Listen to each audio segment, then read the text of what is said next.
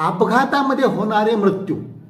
आता तुम्ही म्हणाल मी जे काही सांगणार आहे हे तर वाहतूक नियंत्रण कक्षाचं काम असतं. अपघात होऊ नयेत म्हणून काय केलं पाहिजे, कोणते नियम पाळले पाहिजेत हे तर आरटीओ त्यांचं डिपार्टमेंट किंवा रहदारीचे नियम जे असतात त्यांचं काम. डॉक्टर काय हे सांगणार आहेत. याच्यात डॉक्टरांचा विशेष असा काय रोल आहे की अपघात होऊ नयेत म्हणून झाल्यानंतर उपचार करणं किंवा त्याच्यामध्ये मॅनेज करणं त्यांचं काम असतं.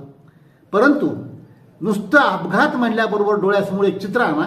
तुम्ही जे व्यक्ती आलेले असतात, काही तर तिथं वाहनाचा चक्काचूर झालेला असतो, तिथंच काही जागेवर मेलेले असतात आणि जे आणलेले असतात ते कुणाचा हात तुटला, कुणाचा पाय तुटला, बऱ्याच ठिकाणी कुणाचे फ्रॅक्चर झालेले, रक्त नुसतं सांडत असतं आणि अशी अवस्था पाहिल्यानंतर मन उद्विग्न होतं. आणि मृत्यूचं कारण हे जगातल्या 5वं कारण आहे मृत्यूचं. आणि जिथं जिथं मृत्यू टाळता येऊ शकतो त्यासाठी प्रयत्न केला पाहिजे. ही जी तळमळ आहे ही तळमळ स्वस्थ बसू देत